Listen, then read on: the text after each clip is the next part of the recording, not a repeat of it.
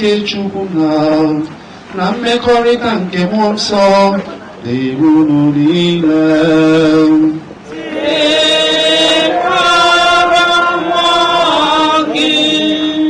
Ndị m fụrụ n'anya, anyị ji umeanị, anyị ji okwukwe, anyị bụ anya mmiri ka anyị ji bụrụ mmadụ, ma ọ bụrụ okwukwe ka anyị ji bụrụ ndị otu Kristi ọgbakọ. Ka anyị were aja misa dị asọ wee gbanyalụ nna anyị, nnukwu nna anyị, ọgọ anyị, enyi anyị, nwanne anyị nwoke, ofu onye n'ime anyị, Chief Joseph Ikegwuọnụ, onye ọ masịrị Chineke ịkpọrọ n'etiti anyị. Anyị na-arịọ Chukwu ebe o kwenyelụ na mbilite n'ọnwụ ndị nwụrụ anwụ na ndị dị ndụ. Anyị na-arịọ Chukwu ka o meeli ya ebere n'ikpe nke ọ ga-ekpe site na ekpere na ọpịpịa na ife niile anyị ga-eme ka Chukwu gbanwee ọnọdụ ya nye ezumike ebere na n'eze. Anyị jikwa aja masị ya icheta nwunye ya ọ rapụrụ na ụmụ ya ndị tara afụfụ rinne, especially nwunye ya ịgba mbọ gbara adịrị ya fụ na enetere ya ọfụma, na-akpọrọ ya fada, na-agbara mbọ bujie ụlọ ọgwụ, na ụmụ ya ndị nọ n'ụlọ ndị gbara mbọ rinne nwere ike kwelefa ịkpọrọ ya dọkịta, kpọrọ ya fada, eletegide ya anya ruo ka ya ruo na njedebe ndụ ya. Anyị ji aja masị ya Chukwu n'isi ka ọ kasị ebe obi ọrụ kapụzi ọlọpụ ife niile nna ha aka alụlụka. Ọnwụ nna na-adị emetụta, a sị na ọnwụ nne na-aka afụ ụfụ, mana gaa na nna gị anwụọ ma ịma na nna bụ obibi chi ọka mgbe afọ ndị mmadụ azụrụ anyị amara na nke abụrụ anyị mgbe afọ ife ndị ọzọ amasịrị na pụtara.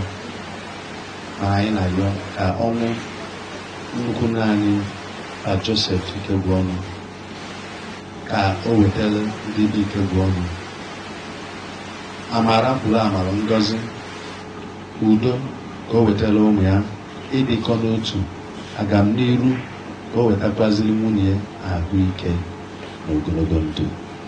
Anyị jikwa ozi a vere anyị echeta anyị ncha niile. Believe it or not, take it or leave it, ofu ụbọchị ife ọbụla niile na-ebe a bụ ozu a ga-agụ, akpa ozu a ga-enye, including myself.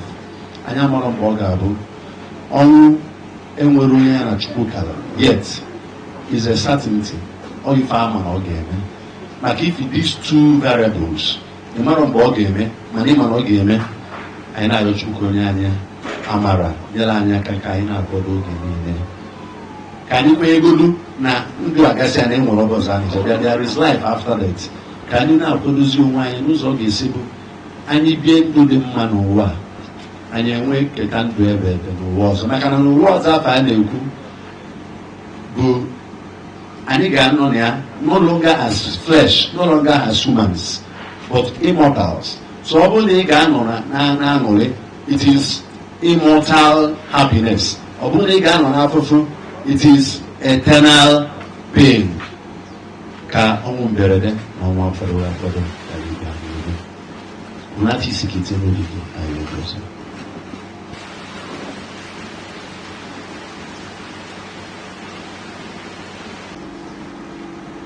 Njọ na-akpa oke n'ebe Chineke na mmadụ nọ. Njọ bụ ịchọ Chukwu okwu site n'iluru n'okwu na omume na ihe arụ na omume megidere iwu nke Chukwu. Sadly, anyị ncha niile bụ ndị njọ. Jesu Kristi bịara sị, abịaghị m maka ndị adịghị emeghe eme kama m bịara maka ndị njọ. Abịara m ka tachara ya maka ife na anyị ketara oke na njọ. Anyị na anyị nọ n'iru Chukwu ka anyị were ume anyị yọọ Chukwu mgbaghara maka njọ.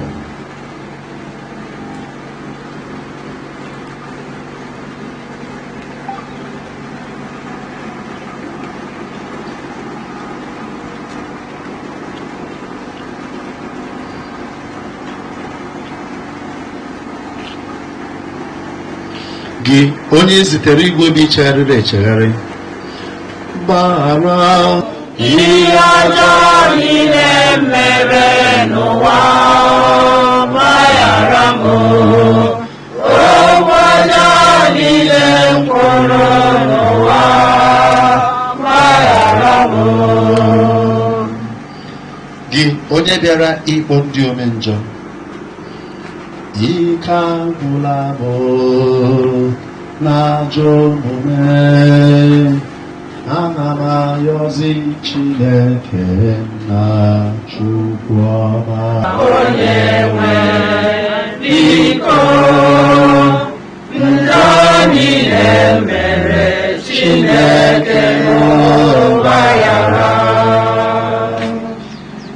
Gị onye nọ n'aka nri na-arịọchara anyị arịrịọ, abụ m onye ị na-echere m Chukwu ọma, kedu ezinụlọ m ị na-echeta m Chukwu bi n'igwe, onye njọ dịka m ka ị na-echere o Chukwu, onye njọ dịka m ka ị na-echere echiche ọma Chukwu.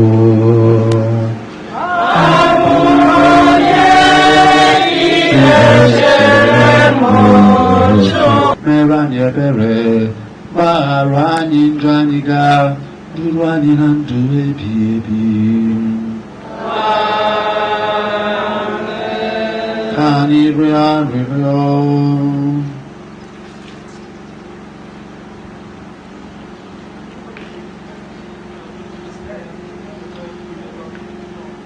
Chineke, ịbụ ebube nke ndị kwerenụ na ndụ nke ndị ezi omume, nwa gị jiri ọnwụ na mbilite n'ọnwụ ya wee gbapụta anyị. Biko mere nwa odibo gị Joseph ebere. O kwere n'ihe omimi nke mbilite n'ọnwụ, nyere ya aṅụrị nke ndụ ebighị ebi ahụ ọ na-atụ anya ya. Anyị yọrọ nke a site na dị nwere anyị Jesu Kristi nwa gị, onye gị na ya dị ndụ n'aha chi ịdị n'otu nke mmụọ nsọ Chukwu, site n'ụwa tụwa niile.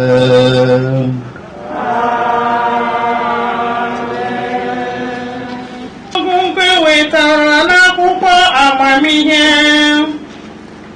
Mkpụrụ obi ndị ezi omume dị n'aka Chineke, o nweghị ahụhụ ọbụla ga-emetụ ha. N'anya ndị nzuzu, ha dị ka ndị nwụrụ anwụ, ngafe nke ha dị ka nnukwu ihe mbibi.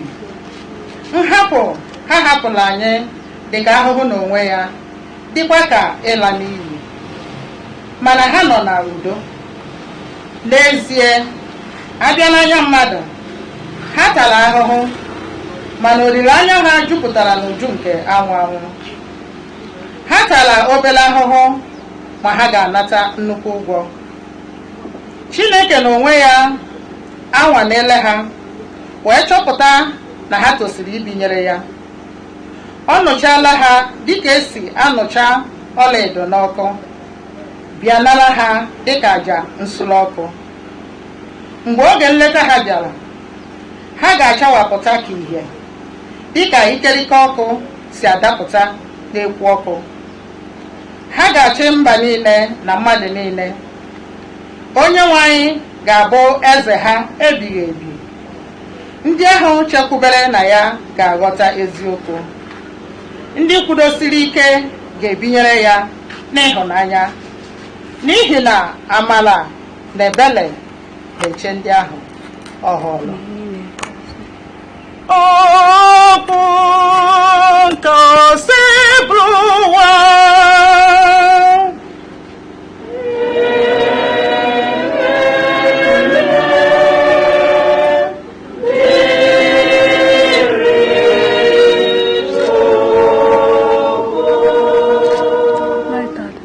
Mkpụrụ obi m na-achọ dị nwenụ m, Chukwu nke ndụ m, kedu oge m ga-ahụ ya ihu na ihu? Chukwu nke ndụ m, kedu oge mụ na ya ga-ahụ ihu na ihu?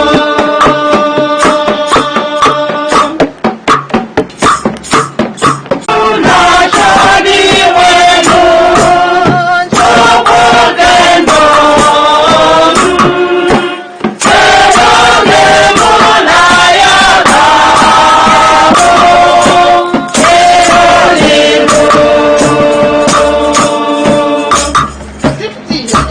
na eziokwu gị, ka ha duzie m, mee ka ha duba m n'ugwu gị dị nsọ, nke bụ ebe obibi.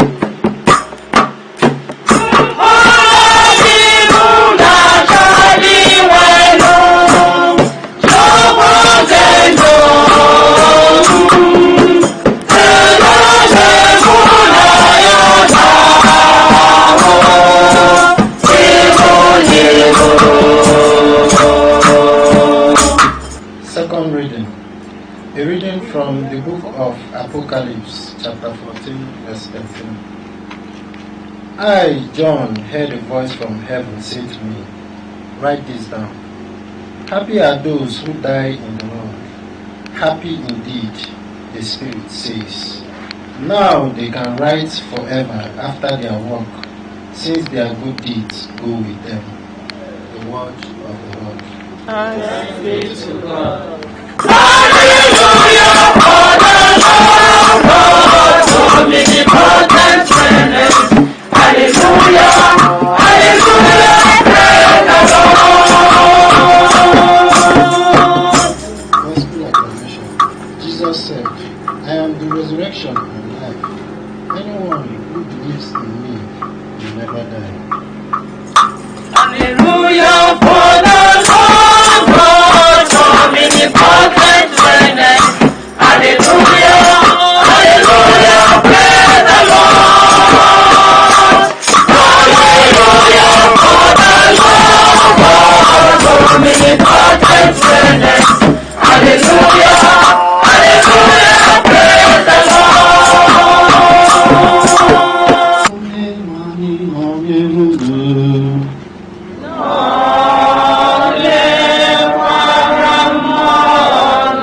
Ihe ọgụgụ nke ha si n'ozi ọma dị nsọ nke Luku dere.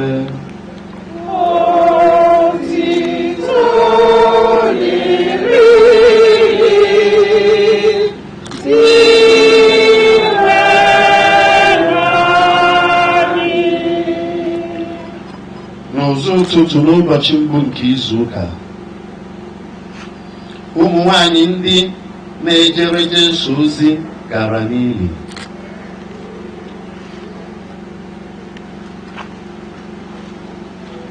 Ka ha gara n'ili Jesu ahụ, ha bu ude isi ụtọ dị iche iche nke ha pụdochara maka iji chọọ ili Jesu mma. Ka ha rutere, ha chọpụtara na elu epụla nkume eji kpuchie ọnụ ili ahụ. Ha wee rịba n'ime ili ahụ. Mgbe ha rịbara, ha ahụghị ozu Jesu. Nke a gbara ha gharị, meekwa ka ha nwee uche abụọ. Mmadụ abụọ yi uwe na-egbuke egbuke bịara kwụdebe ha nso. N'ime egwu, ụmụ nwanyị ahụ kpudoro ihu n'ala. Mmadụ abụọ ahụ jụrụ ha sị, gịnị mere unu ji achọ onye dị ndụ n'etiti ndị nwụrụ anwụ? Oziọma nke Osebụlọ. Otito dịrị gị, Kristi. Ka anyị si oziọma nke a nafa mgbaghalụ nke njọ. Amen.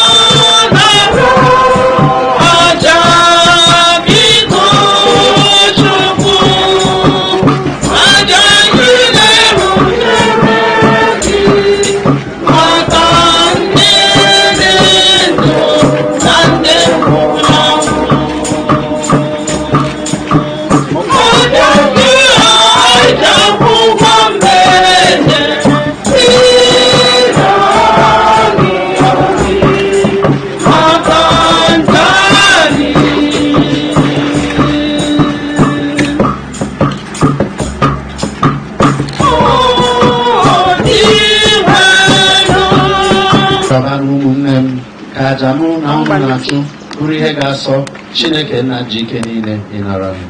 Onye nwe anyị nara aja nke a n'aka gị, maka ọdịda mma na ebube nke aha ya, maka ọdịmma nke anyị na nke nzube nzukọ ya dị asọ. Amen. Dị nwanụ biko nara aja anyị na-ehunyere gị maka nwa odibo gị Joseph Ikegwu ọnụ. Biko nye ya nụrụ ebighị ebi n'ala ndị dị ndụ. Anyị na-arịọzi ka anyị nwee ike isonyere ya otu ụbọchị na aṅụrị nke ndị nsọ. Anyị hụrụ nke a site na Kristi Onyenwe anyị. Onye nwe anyị na onye runu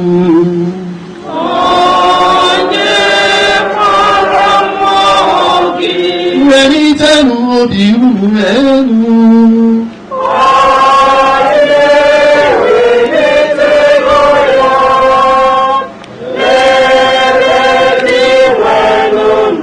Ka ha niile nụ dị nwenụ Chukwu anyị ekele.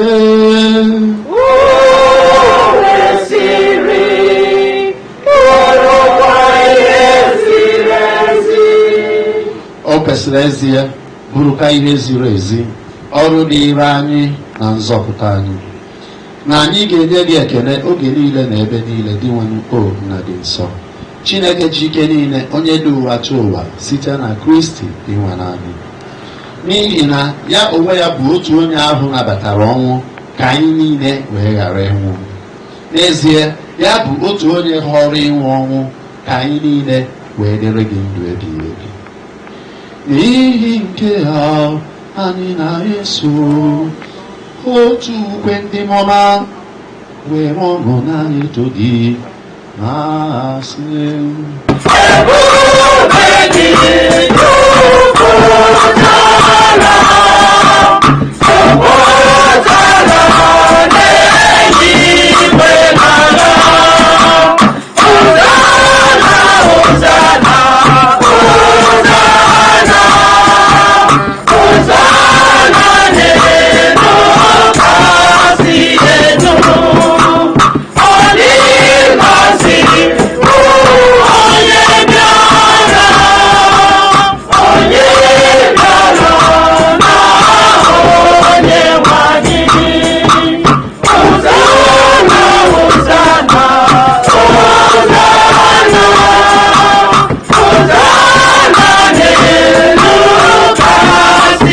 anyị na-arịọ ka ido onyinye ndị a nsọ site n'ikwupụsa mmụọ gị ka ha wee ghọrọ anyị ahụ na ọbara nke Onyenwe anyị Jesu Kristi, onye mgbe o kwetara ka edunye n'ahụhụ ọnwụ were achịcha ka ọ na-enye ekele nyawa ya nye ya ụmụazụ ya na-asị, na-arụ anụ nke ha ruenu ya unu niile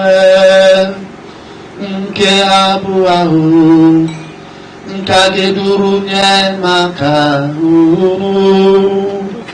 O siri mee mgbe e richara nri anyasị, o buru iko nsọ ka ọ na-enyekwa ekele bunye ya ụmụazụ ya na-asị, na-arụ anụ nke ha ṅụrụ ya unu niile nke abụ iko nsọ nke ọbara nke ọgbụgba ndụ ọhụrụ dị ebighị ebi, a ga-agba ya n'ihi unu na n'ihi imerime mmadụ ka e were gbaghara njọ ga na-emenụ nke ya na ncheta nke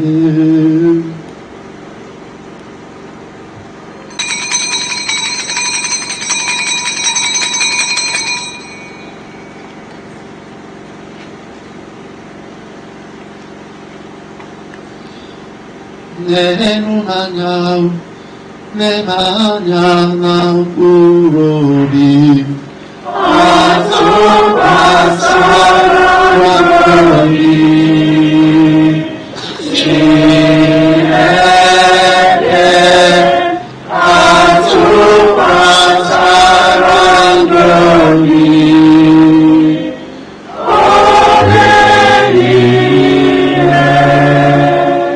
dị nwenụ ebe anyị na-echeta ọnwụ na mbilite n'ọnwụ ya, anyị hụnyere gị achịcha nke ndụ na iko nsọ nke nzọpụta, na-enye gị ekele n'ihi na ị gụnyere anyị na ndị tosiri ịkwụrụ n'ihu gị na-efe gị.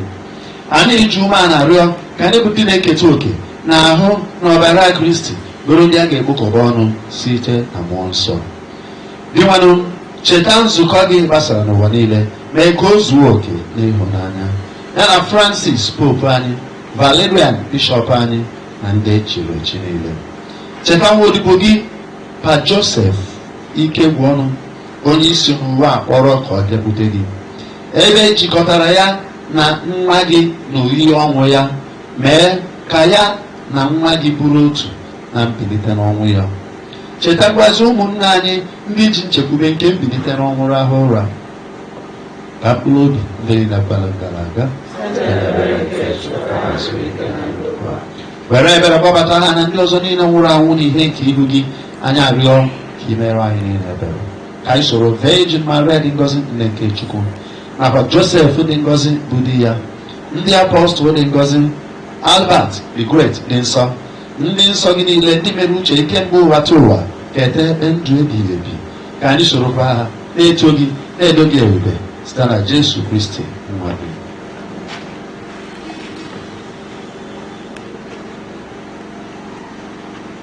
Site na ya bụ Kristi, na n'isonye ya, nakwa n'ime ya, na n'ịdịkọ n'otu nke mmụọ nsọ, ka nsọpụrụ na otuto niile si adịrị gị, Chukwu nna ji ike niile, site n'ụwa tụ ụwa niile. Amen. Ebe enyerela anyị iwu na-enye ndụ, anyị abụrụkwa ndị eji nkụzi nke Chineke were zụọ, ka anyị were nka ma obi kpee.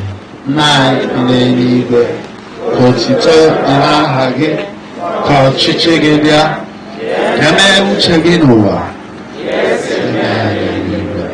Naanị tata nri nke ụbọchị anyị, gbaghara anyị mmehie anyị ga dịka anyị si gbaghara ndị mehiere anyị. Ekwela ka anyị kwee na nranye, ma zọpụta anyị n'ajọ ife. Zọpụta anyị na-arịọ, o sebụrụ ụwa n'ajọ ihe niile. Were ebere nye udo n'oge nke anyị site n'inye aka ebere gị, ka azọpụta anyị na njọ oge niile, anyị ewere gbanahụ nsogbu niile. Were nchekwube dị nsọ na-atụ anya maka mbịaghachi nke onye nzọpụta anyị Jesu Kristi.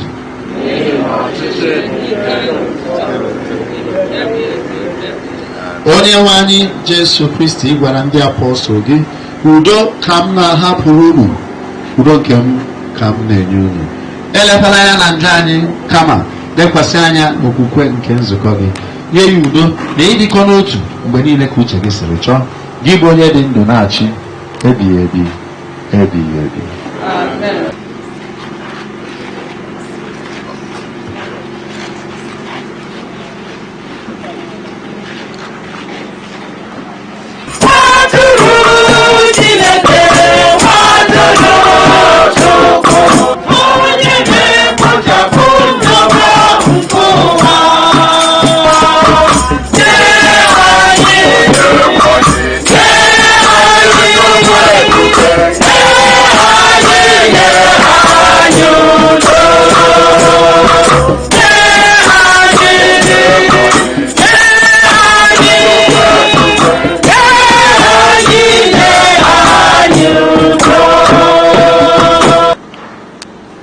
Lee Jesu Kristi, lee nwa atụrụ nke Chukwu, onye bụ mbilite n'ọnwụ na ndụ, onye na-ekpochapụ njọ. Ha nwere isi ọma ndị a kpọrọ n'oriri nke nwa atụrụ Chineke.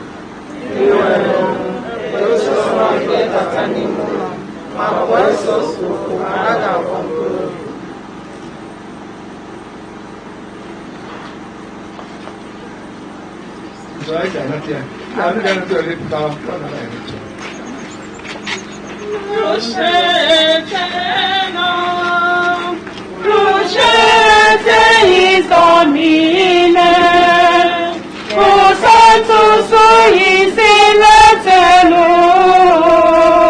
we are pleased, lequia eterna dona elis domine, elus perpetua lucete. Di nwere na Chukwu, imeela ka obe nke nwa gị bụrụ anyị akara na-enye ike. Biko meelu ka anyị bụrụ ndị nke gị n'ime sakramenti ahụ nke ahụ na ọbara nke a. Anyị na-arịọ ka ị nabata papa anyị na nwanne anyị Joseph ike gwụ ọnụ n'ime otu ndị nsọ gị n'eluigwe. Anyị ọka site na Kristi onye nwe anyị.